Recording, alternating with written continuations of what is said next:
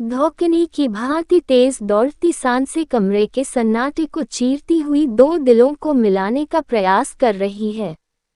बिस्तर की चादर सिकुड़ गई है, बिस्तर पर पड़े सुहाग के कपड़े नीचे गिर गए। यह वह समय जब मदहोशी में इंसान सब भूल जाता है। प्रेम क्रीड़ा पूर्ण हुई। मध्यम रोशनी में रजत ने कपड़े उठाए, सुहाग का जोड़ा अक्षता पर डाला, खुद कपड़े पहन 10वें माले पर बने फ्लैट की खिड़की से बाहर के अंधकार को देखते हुए सिगरेट सुलगाए। क्या यह वही प्रेम है जिसका जिक्र पिताजी ने दलील देते हुए कहा था, शादी के बाद प्रेम हो जाएगा? बस यही पल, दो पल का भौतिक सुख तो प्रेम नहीं हो सकता। अगर खूबसूरत शरीर का भक्षण करना ही प्रेम है तो मैं ऐसे प्रेम का त्याग करना सही समझूंगा। मैं रजनी को कभी भूल नहीं पाऊंगा। जो अपराध मुझसे हुआ उसका कोई प्रायश्चित हो ही नहीं सकता। रजनी और मैं पिछले 2 साल से साथ थे, एक दूसरे संग जीवन बिताना चाहते थे। हमेशा से प्रेम के दुश्मन समाज ने आज हम 3 जिंदगी को बलि चढ़ा दिया। रजनी ने फांसी लगा ली और अक्षता, जिसका कोई दोष नहीं, वो बेवजह इन सब में अपना जीवन होम कर डालेगी क्योंकि मैं उसको कभी दिल से अपना नहीं पाऊंगा। शादी के बाद यह एक साथ हमारी पहली रात है। उसको अपनाने का प्रयास किया लेकिन विफल रहा। नजरों के सामने सिर्फ रजनी ही थी। प्रेम शारीरिक और मानसिक होता है। शारीरिक प्रेम मानसिक प्रेम में तब्दील हो ही जाता है। पुराने जमाने में शादी पहले होती थी और प्रेम बाद में अपने आप हो जाता था। यही सब दलील देकर पिताजी और माँ ने मुझे शादी के लिए मना ही लिया। रजनी और अक्षता में जमीन आसमान का अंतर है। साधारण सी दिखने वाली रजनी, अप्सरा सी दिखने वाली अक्षता, कहा जाए तो अतिशयोक्ति नहीं होगी। ऐसी सुंदर लड़की पाने के लिए लोग तरसते हैं, लेकिन सिर्फ सुंदर होना ही काफी नहीं होता। गांव की गंवार और शहर की रजनी की मानसिकता में भी फर्क है। रजनी पढ़ी लिखी, मुझे समझने वाली लड़की जिसको मैंने छोड़ दिया। नहीं, छोड़ा नहीं, मार डाला। मैं ही कातिल हूँ। उसने प्रेम निभाया और मैं कायर। मैं क्या कर रहा हूँ? भौतिक सुख ले रहा हूँ। यह हमारा दिमाग बड़ा ही विचित्र होता है, पल भर में कितना कुछ सोच लेता है। कुछ गलत सही सवालों में उलझ कर मन को व्यथित कर डालता है। यहाँ भी कुछ ऐसा ही है। साथ जीने मरने की कस्में खाने वाला रजत पश्चाताप की अग्नि में जल रहा है। कमरे की मध्यम रोशनी में रजत घुटने के बल बैठा सुबक रहा है। सुलग रहा है उसका दिल। बिस्तर पर बैठी अक्षता कमरे के फर्श पर पड़ी जलती हुई सिगरेट के धुएं में अपने भविष्य को तलाश रही है। दोनों की लाल आंखों को देख भाई भाभी मजाक कर रहे हैं। अक्षता ने बड़ों के पैर छुए, भाभी से गले लगी, कुछ कानाफूसी हुई और ठहाके। बहुत हुआ हंसी ठठा। बहू नहा ले, पूजा में बैठना है, फिर कल तो तुम लोग चले ही जाओगे। सासू माँ ने कुछ ऐसे लहजे में कहा जो चुभन से लगे। हनीमून के लिए नैनीताल की तैयारी करने में बड़े भाई ने कोई कसर बाकी नहीं छोड़ी थी। सब कुछ तय था, बस तय नहीं था तो रजत का दिल। अक्षता पूरा दिन मुंह दिखाए या ऐसी बाकी रस्मों में व्यस्त रही। रजत कमरे में सिगरेट के धुएं के छल्ले बनाते हुए रजनी के ख्यालों में लीन रहा। सुहाग की दूसरी रात अक्षता दूध का गिलास हाथ में लेकर कमरे में आई। धुएं के बीच दम घुटने लगा। बिस्तर पर रजत पैर पर पैर रख कर लेटे हुए कुछ पढ़ रहा है। अक्षता को दूध का गिलास लिए गर्दन झुकाए खड़ा देख रजत बोला, दूध पीकर सो जाओ, सुबह जल्दी उठना है। एक रूखा सा व्यवहार जो नई नवेली दुल्हन ही क्या किसी को भी पीड़ा देने के लिए काफी था। टेबल पर दूध ढक कर रख दिया। बिस्तर के दूसरे कोने में सिमट कर लेट गई।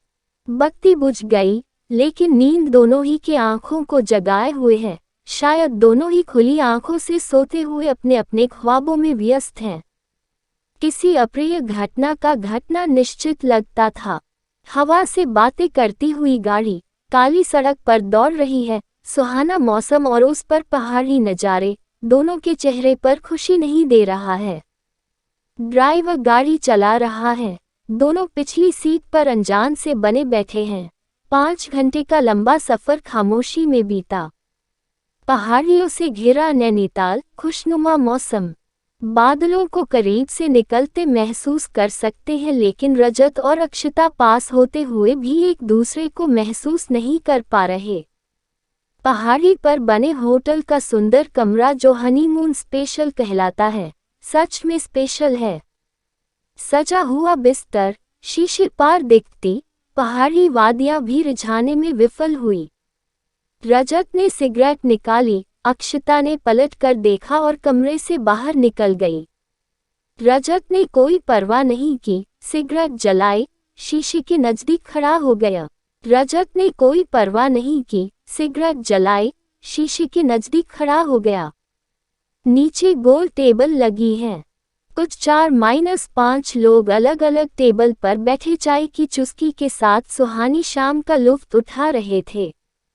अक्षता एक टेबल पर शॉल ओढ़े जा बैठी। अक्षता ने गर्दन उठाकर ऊपर देखा।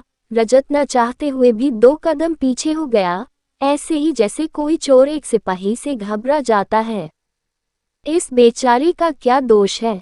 सच में 2 परिवारों के फैसले ने इस जैसी लड़की की जिंदगी बर्बाद कर डाली। पहाड़ी इलाके में दिन जल्दी ढलता है, अभी 7 ही तो बजे हैं, ऐसा लगता है मानो रात हो गई हो। कमरे का दरवाजा खोलते हुए अक्षता कमरे में दाखिल हुई। इतनी देर कहाँ लगाए, बताकर तो जाना था, लगभग डांटते हुए रजत ने अपनी बात कही। लगभग इसलिए क्योंकि उसके स्वर तेज थे, लेकिन अपनापन नहीं था। अक्षता बिस्तर के कोने में सिमट कर लेट गई।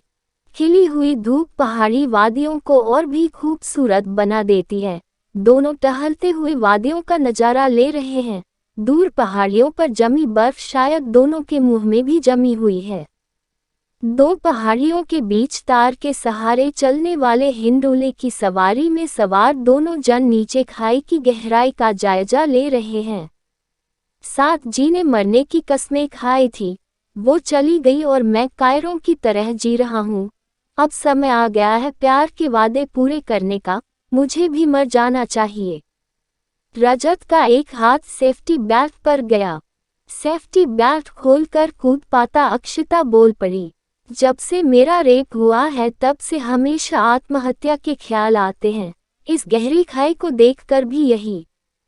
इसके आगे वो कुछ कहती उससे पहले रजत ने सेफ्टी बेल्ट छोड़ अक्षता का हाथ पकड़ लिया।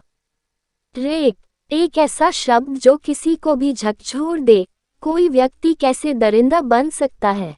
ऐसी मासूम लड़की को कैसे कोई कष्ट दे सकता है? अपने आत्महत्या के ख्याल और कूदने का प्रण कर, कूदने के लिए तैयार होने पर भी रजत सामान्य था, लेकिन रेप शब्द सुनते ही उसके रोंगटे खड़े हो गए।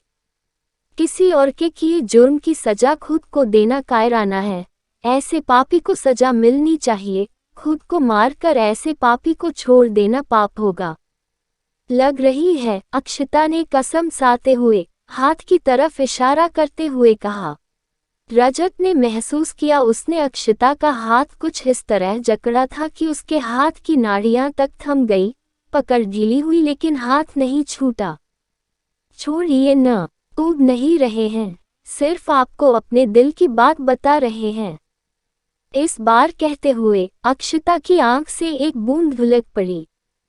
तुमने किसी को बताया? नहीं, यही तो फर्क है गांव और शहर की लड़कियों में। इंसाफ के लिए आवाज उठाने तक में हमेशा पीछे रहती हैं। मैं तुम्हें इंसाफ दिलाऊंगा, वो बहुत खास रिश्ते में हैं।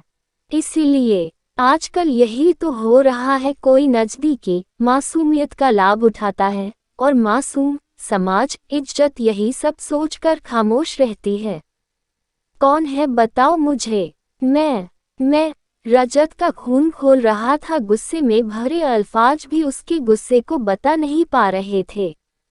टन की आवाज के साथ सफर खत्म हुआ। हिंडोला वापस नीचे आ चुका था। रजत ने हाथ छोड़ दिया। हाथ छूटते ही अक्षता आगे बढ़ गई। मैं तुम्हारा पति हूँ, तुम मुझे बता सकती हो? रजत पीछे पीछे था और अक्षता के कदम होटल की तरफ बढ़े चले जा रहे थे। बड़े हक के साथ उसने बोला, मैं तुम्हारा पति हूँ, लेकिन यही पति अभी कुछ देर पहले खुद आत्महत्या करने जा रहा था उस मासूम को एक अनजान शहर में छोड़कर। होटल के अपने हनीमून स्वीट में बेड पर दोनों एक साइड पैर लटकाए बैठे हैं। रजत समझदार है, वो रिग्गी नहीं होना चाहता। वह चाहता है उसे समय मिले जिससे वह खुलकर अपनी बात कह सके। सन्नाटे को तोड़ते हुए अक्षता बोली, क्या आप रजनी से बहुत प्यार करते हैं? पूछते हुए उसकी नज़र नीचे जमीन पर थी। रजनी, यह नाम इसको कैसे मालूम हुआ? ये कैसे जानती है हमारे प्यार के बारे में? मेरे लिए उसका सवाल ऐसे ही था जैसे कोई दुश्मन मेरे सामने पिस्तौल लिए खड़ा हो और मारने की धमकी देकर मुझ पर गोली दाग रहा हो। मैं बचा, गोली मेरे कान के नज़दीक से निकल गई। हाँ, हम पिछले 2 साल से साथ ही थे, लेकिन घरवालों ने जबरदस्ती। लेकिन तुम्हें कैसे मालूम हुआ? रजत ने बचाव करते हुए पलटकर सवाल किया। पहली रात आप उसी का नाम ले रहे थे। आपको शादी करनी ही नहीं चाहिए थी। आपका प्यार सच्चा था तो आपको लड़ जाना चाहिए था सबसे। अभी भी पूछते हुए उसकी नज़र नीची ही थी। दुश्मन ने पिस्तौल छोड़कर AK-47 से वार किया था। बच पाना मुश्किल था। गोली मेरे सीने में जा लगी। क्या मेरा प्यार सच्चा नहीं था? आज भी आंखें बंद करते ही उसका ख्याल आता है। उसके शरीर की खुशबू अभी भी मुझे महका जाती है। इन सब में हमारा दोष क्या है? आप खुद अकेले कुर्बान नहीं हुए, आपने अपने साथ हमारी जिंदगी भी कुर्बान की है। एक लड़की का सपना होता है उसकी शादी, उसको चाहने वाला पति। सपने टूटे तो कोई बात नहीं, सपने इंसान समय के साथ बदल डालता है, लेकिन जिंदगी ही टूट जाए तो उसे कौन संवारेगा? इस बार नीची निगाहें रजत की आंखों में झांक रही हैं। रजत की भीगी आंखों ने नमी वापस ले ली। सीने पर लगी गोली अब रक्त बहा रही थी। उस पर दूसरी गोली ठीक इसी जगह लगना शायद मौत को दावत देने जैसा था। मैं शादी से पहले सब बता देना चाहता था, लेकिन तुमसे कह नहीं पाया। सोचा शायद पिताजी सही हो, मैं ही गलत हूँ। ऐसा नहीं, मैंने प्रयास नहीं किया, लेकिन उसके कातिल होने का एहसास मुझे आत्मग्लानि से भर देता है, और यही आत्मग्लानि मुझे जीने नहीं दे रही। कातिल किसके? वो मेरी आंखों में लगातार देखे जा रही थी। अब मैं उससे अधिक नज़र नहीं मिला सकता था। कातिल तो मैं था ही, लेकिन अब इस निर्दोष का भी गुनहगार हूँ। मैंने नज़र नीचे की जेब से मोबाइल निकालकर एक फ़ोटो उसको दिखाई। फंदे पर लटकी हुई रजनी और उसका भेजा हुआ अलविदा का अंतिम मैसेज। अक्षता नज़र टिकाए फ़ोटो को देखती रही। मेरे सीने में लगी गोली को मैंने निकाल दिया। इस फ़ोटो को देखकर शायद वो मेरे जज्बात को समझ सके। वो मुझसे बहुत प्यार करती थी।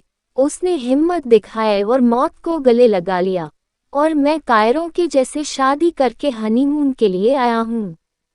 अगर तुम उस समय वो रेप वाली बात न कहती तो शायद मैं यहाँ बैठा नहीं होता। मैं लगभग अपनी सेफ्टी बेल्ट खोलकर कूदने ही वाला था। पिछले 2 दिनों से हिम्मत जुटा पाया हूँ, लेकिन अब तुम्हें इंसाफ दिलाकर ही मैं उसका खून कर डालूंगा जिसने तुम्हारे साथ यह करतूत की। ऐसे आदमी को जीने का कोई हक नहीं है। मरना तो था ही, उसको मार कर मरूंगा। उसका नाम बताओ, कौन है वो?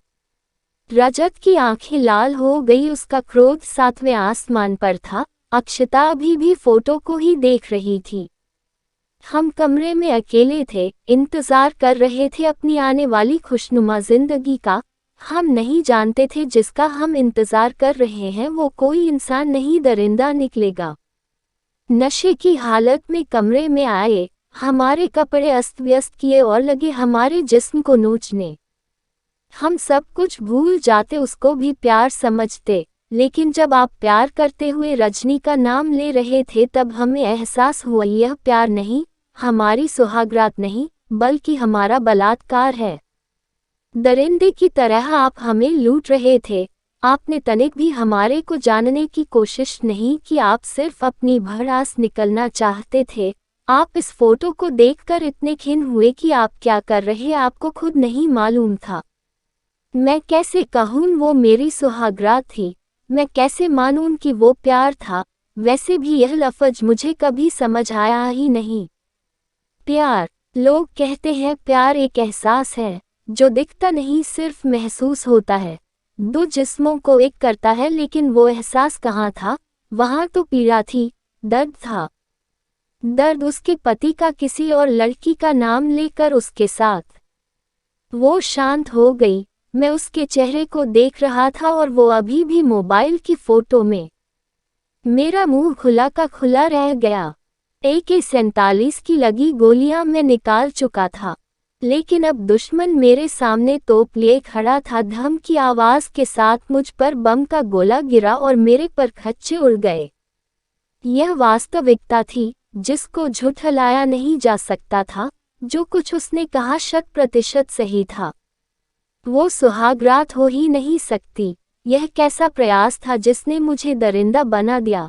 यह कैसा प्रयास जिसने मुझे एक मासूम का बलात्कारी बना डाला? अभी तक कातिल होने की आत्मग्लानि मुझे खाए जा रही थी, अब एक बलात्कारी होना मेरे लिए घातक ही था। मैं दोनों हाथों से मुंह को ढक के अपने आंसुओं को छुपा रहा था, जबकि नहीं जानता था उसको मेरे इन आंसुओं से कोई प्रभाव पड़ेगा भी या नहीं। मेरे जिस्म के टुकड़े बम के धमाके के साथ जमीन पर बिखरे पड़े थे। इनको समेटकर कोई क्रियाकर्म कर दे या संजीवनी बूटी सूंघा कर मुझे पुनः जीवित कर दे।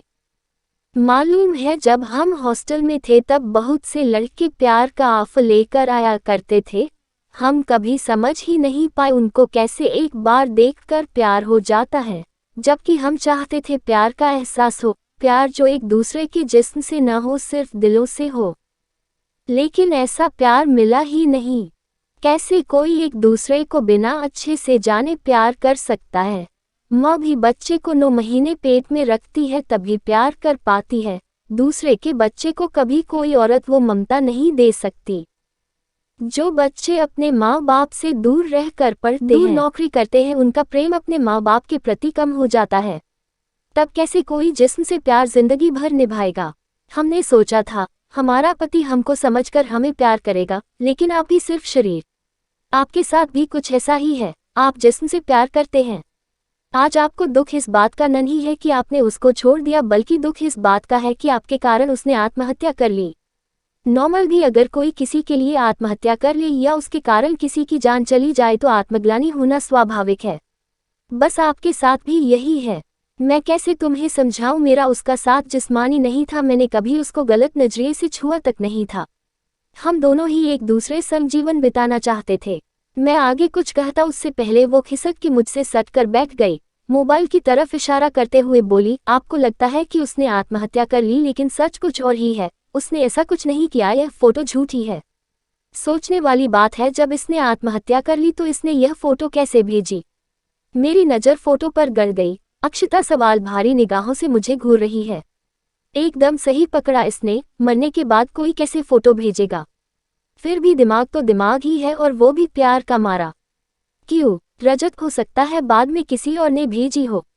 अक्षता किसने? उसके पापा ने या माँ बहन ने, या फिर पुलिस ने?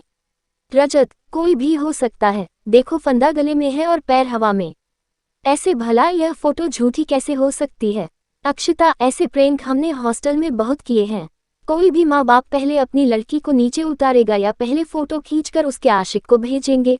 पुलिस ने भेजी होती तो अब तक आपके पास तहकीकात के लिए आ चुकी होती। अच्छा ये देखिए, फोटो पर उंगली रखते हुए बोला, पीछे दीवार पर घड़ी लगी है, उसमें 4 बजे हैं, और यह मैसेज आपको 4:02 पर आया है। ठीक हमारी शादी से 1 दिन पहले, और आत्महत्या करने के ठीक 2 मिनट बाद। रजत, तुम्हारे कहने का मतलब वो जिंदा है, मैं शादी न करूं इसके लिए यह सब किया? अक्षता, अब समझ आया आपको। लड़कियों का हथियार जानते हैं आप? जब किसी को पिघलाना हो तो उसके आंसू हथियार बनते हैं, लेकिन जब आंसू देखने वाला सामने न हो तो जिंदगी रजत, जो अब तक उसको गांव की गंवार और अनपढ़ समझ रहा था, उसकी समझदारी का कायल था। तुम कहाँ तक पढ़ी हो? अक्षता के माथे पर सिकुड़न आ गई। आश्चर्य से पूछा, क्या आप हमारे बारे में कुछ भी नहीं जानते? रजत, बस यही समझ लो, कोशिश भी नहीं की। अक्षता, हमने MBA किया है दिल्ली से, वहीं हॉस्टल में रहते थे। पढ़ने के बाद जॉब भी करना चाहते थे, लेकिन पापा ने नहीं करने दिया। बोले शादी के बाद सोचना। उसने एक छोटी सी अंगड़ाई ली। उसके चेहरे पर हल्की सी मुस्कान थी, जो उसके जॉब नहीं करने की ख्वाहिश पूरा न होने के कारण थी। रजत, हाँ तो अभी कौन सी देर हुई है, यहाँ कोई जॉब देख लेना। मैं तुम्हें नहीं रोकूंगा। अक्षता, नहीं, अब नहीं करनी। रजत, क्यों?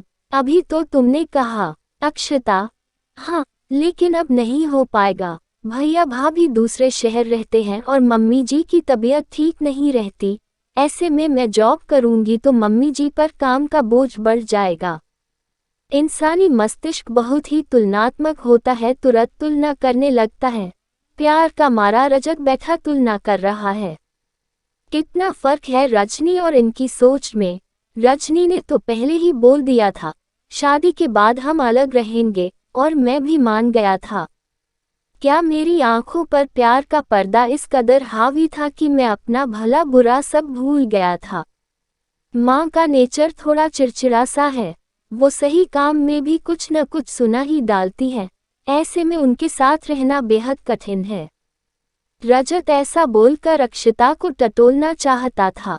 अक्षता, एक बार हम गिर पड़े थे, तब हमारे पैर की हड्डी टूट गई थी। बहुत दर्द हुआ, एकदम असहनीय पीड़ा थी। तब भी हमने अपना पैर नहीं कटाया, उस पर प्लास्टर चढ़ाकर उसको ठीक किया। रजत, हाँ तो हड्डी टूटने पर कौन पैर कटाता है? अक्षता को मुस्कुराता देख अपनी समझ पर रंज हुआ। इसके कहने का अर्थ यह था कि घर में कोई इस तरह का हो तो उसको निकाल नहीं देना चाहिए या उससे पीछा नहीं छुड़ाना चाहिए, बल्कि प्लास्टर रूपी प्यार का इलाज कर उसके स्वभाव को बदला जा सकता है। रजत, तुम हमेशा से ही इतनी समझदार हो या अभी मेरी संगत का असर है? वो खिलखिलाए, अब प्रोफेसर की बीवी इतनी भी समझदार नहीं होगी तो लोग मजाक नहीं बनाएंगे। यह क्या मेरी समझदारी पर व्यंग्य था, लेकिन उसने फिर भी मुझे नीचा नहीं दिखाया। बम के धमाके के साथ मेरे बिखरे हुए टुकड़ों को अक्षता ने समेट लिया था। अक्षता बिस्तर से उठते हुए बोली, आपको एक चमत्कार दिखाएं? रजत, दिखाओ। अक्षता ने अपने पास से छोटी सी बोतल निकाली और फुसफुस की आवाज के साथ इधर उधर इत्र की कुछ बूंदों से कमरे को महकाने लगी। रजत, इसमें चमत्कार जैसी क्या बात है? इत्र है, महकेगा ही। अक्षता, आपने कहा था ना उसके शरीर की खुशबू आज भी आपको महका जाती है। तो अब जरा लंबा सांस लीजिए और बताइए, उसकी महक आती है या हमारे इत्र की? मैंने आंखें बंद करके लंबी सांस ली। एक इत्र के ऊपर कैसे पुरानी खुशबू बाकी रह सकती है? आंखें बंद करते ही रजनी नहीं, बल्कि अक्षता का मुस्कुराता हुआ चेहरा था। मैं कैसे भूल जाऊं जो मैंने तुम्हारे साथ किया? भविष्य में मैं तुम्हें प्यार दे भी सकूंगा, इसका भी वादा मैं नहीं कर सकता। अक्षता मेरे पास बैठते हुए मेरी आंखों में देखते हुए बोली, मैं आपकी हालत समझ सकती हूँ, जो हुआ सो हुआ। वैसे भी कुंवारा दिल एक आईने के जैसे ही तो होता है, जो सामने आया उसका ही प्रतिबिंब बन जाता है, परंतु वो बदल सकता है। लेकिन शादी एक फोटो के समान है जिसमें परिवर्तन नहीं हो सकता। हमारी शादी हुई है। शादी वो पवित्र रिश्ता है जो देवताओं के समक्ष किया गया गठबंधन है। अब आप हमको समझिए और हम आपको। हम हमारे प्यार से आपको इस तरह बांध लेंगे कि आपको रजनी कभी याद ही ना आए। मेरे बिखरे हुए टुकड़ों में फिर से जान भर दी थी इन शब्दों ने। इतना भरोसा, इतना अपनापन कभी नहीं मिला। इन शब्दों ने मेरे मन में उथल पुथल मचा दिया था। कभी रजनी सामने आ गई तो क्या मैं अपने को रोक पाऊंगा? उसके साथ बिताए पल याद करके मैं कहीं इसको धोखा तो नहीं देने लग जाऊंगा? क्या तुम मुझ पर भरोसा कर सकोगी? अक्षता, शक करना हर नारी की रग रग में बसा है, तो वो नहीं हो पाएगा। हाँ, इतना भरोसा है कि हम आपको अपने से दूर नहीं जाने देंगे। मुस्कुराकर इतने प्यारे लहजे में सरल शब्दों में बात कह देने का हुनर बहुत ही कम लोगों के पास होता है।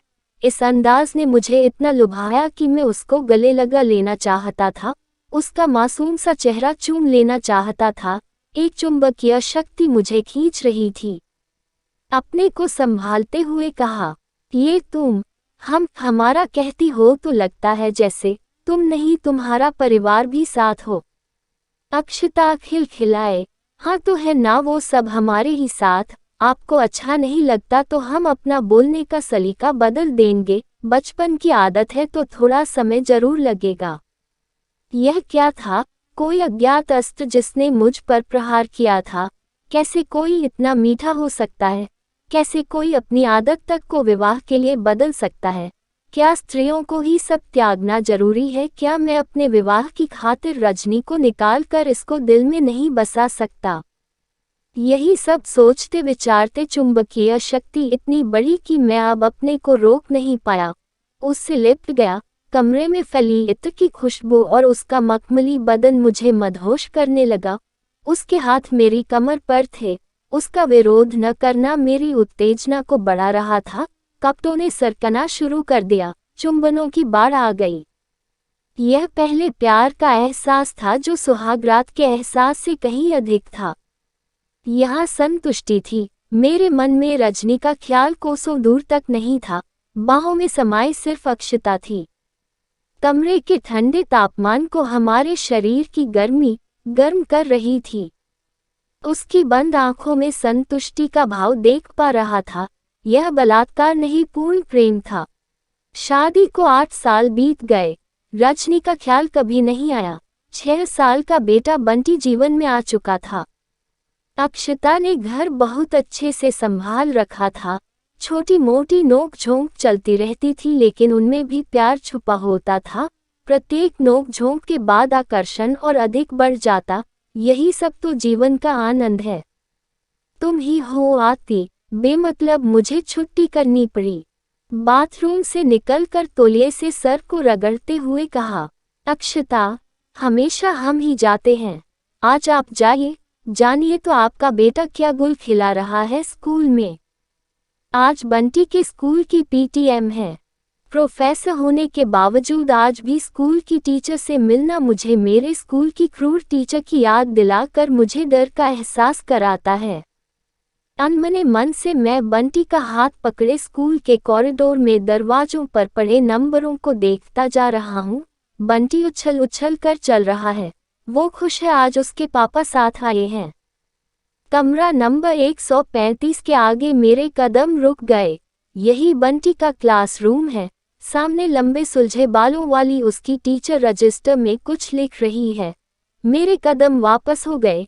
मैं मुड़ा ही था कि प्रिंसिपल ने मुझे पहचानते हुए कहा, बंटी का क्लासरूम यही है। मिस रजनी से मिलिए, हमारी बेस्ट टीचर।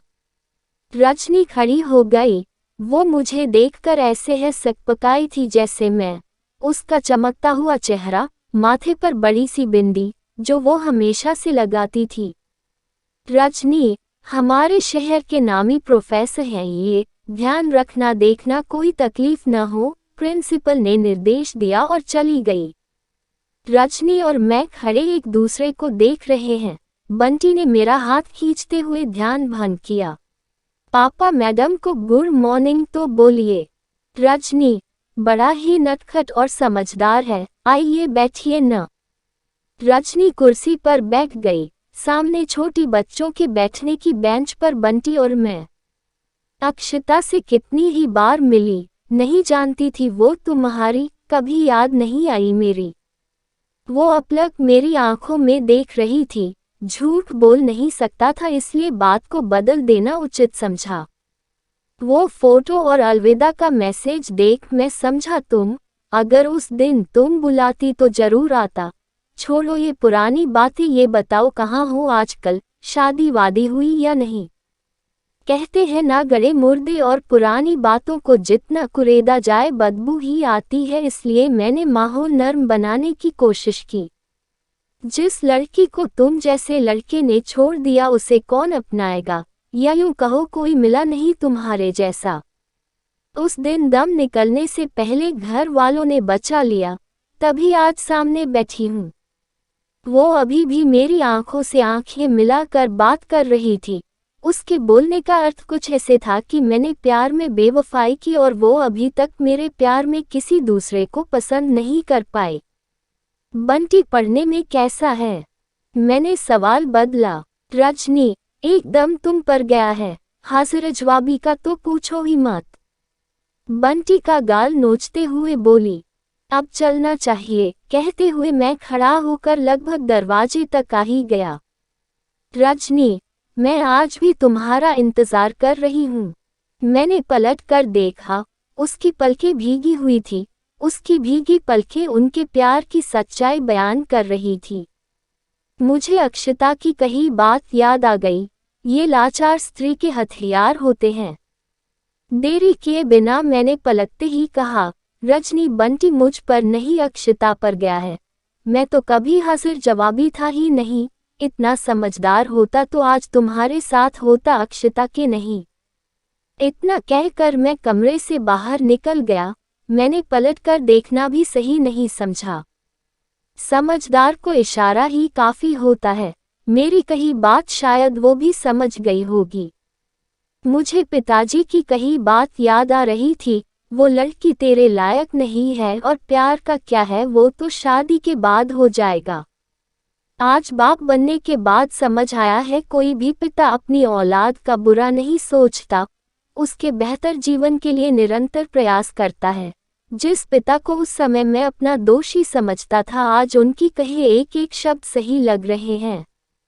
घर पहुंचा तो कमरे में अक्षता बिस्तर पर कपड़ों की तह बनाकर अलमारी में रख रही है। जानती हो बंटी की टीचर कौन है?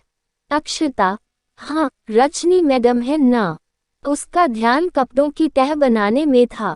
रजत, वो और कोई नहीं, वही रजनी है।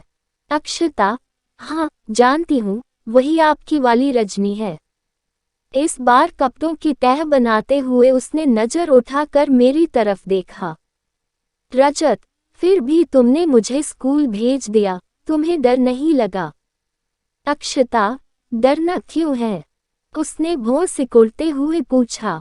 रजत, वो आज भी मेरा इंतजार कर रही है, अगर मेरे कदम बहक जाते तो।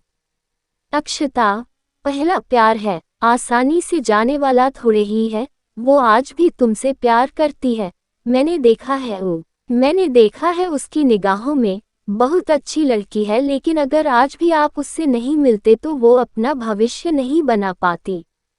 आज आपके वापस आ जाने से उसको महसूस हो चुका होगा कि उसे भी घर बसा लेना चाहिए।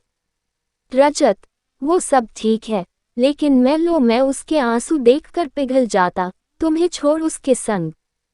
मैं आगे कुछ बोल पाता, वो मेरे करीब आ चुकी थी, मेरे मुंह पर हाथ रखकर आगे के शब्दों को रोक दिया। बाहों का हार गले में डालकर मेरे कान में फुसफुसाए, हम उस देश की नारी है जहां सावित्री जैसी स्त्री जन्मी है, जिन्होंने यमराज से भी अपने पति को छुड़ा लिया था। ये तो फिर भी एक शब्द अधूरे रह गए। माँ की आवाज आई, अक्षी कहाँ मर गई? चिल्लाते हुए बोली, मां जी मरे नहीं हैं, आ रहे हैं। फिर कान में फुसफुसाए, हम मारने वालों में से हैं, मरने वाले नहीं। वो दौड़ गई माँ की आवाज की तरफ। मैं बिस्तर पर बैठ गया, पैर लटके हुए थे, ऐसे ही पीछे लुक गया। आंखें बंद की तो दोनों के चेहरे सामने थे। एक तरफ भीगी पलकें लिए रजनी, दूसरी तरफ आत्मविश्वास से भरी हुई अक्षता, मेरी पत्नी, जिसने मेरे पहले प्यार को हरा दिया। बंटी मेरी छाती पर चढ़ बैठा, पापा चलो न, कहीं घुमाने ले चलो। कमरे में दाखिल होती हुई अक्षता, छोड़ना मत बेटा जब न माने। हंसी ठहाकों से कमरा गूंज रहा था। क्या यही खुशहाल जिंदगी मुझे रजनी के साथ मिल सकती थी?